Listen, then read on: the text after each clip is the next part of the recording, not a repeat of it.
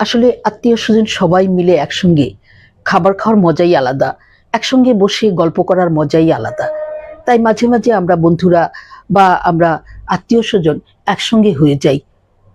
কেউ বোনের বাড়ি, কেউ ভাইয়ের বাড়ি, এভাবে ভাগ করে, করে একেক সময় একেকজনের বাসায় চলে যাই। তো আজকে হচ্ছে আমাদের বিরিয়ানি রান্নার আয়োজন। আজকে আমরা সবাই মিলে আ চিন্তা করেছি বিরিয়ানি খাবো। সেটা হচ্ছে চিকেন বিরিয়ানি। তো চিকেন বিরিয়ানি রান্না হবে। মসলা মাখানো হয়ে গেছে, মসলা কষানো হয়ে গেছে। এখন মাংসটা দেয়া হচ্ছে, মাংসটা কষানো হবে। নিশ্চয়ই খুব স্বাদ হবে। আর সবাই মিলে একসঙ্গে খাওয়ার স্বাদটা আলাদাই হয় আসলে। অনেক রান্নাটা একসঙ্গে করলে সে রান্নাটার মজাটা হয় আলাদা। আর ১ জন, ২ জন, ৫ জনের জন্য সে রান্নাটা না মজা হয় অন্যরকম। যাই হোক, বেশি রান্না নাকি সবসময় মজা হয়। আসলেই তাই হয়। তো আমাদের এই কাছে থাকে আমাদেরই আত্মীয়স্বজন।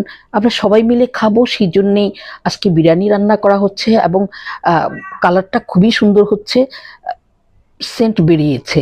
মাংস রান্না হচ্ছে। খুব সুন্দর একটা ঘ্রাণ বেরিয়েছে রান্নার।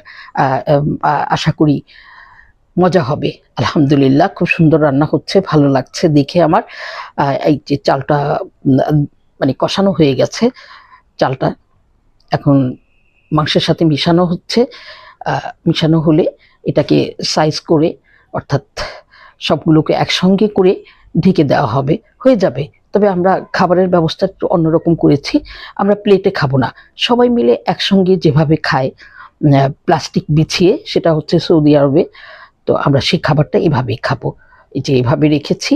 এই একটা খাবার এখানে, আরেকটা খাবার আরেক জায়গায়। আমরা বেশ কয়জন ৮-৯ জন লোক একসঙ্গে খাচ্ছি। সবার সামনে খাবার আছে। খুব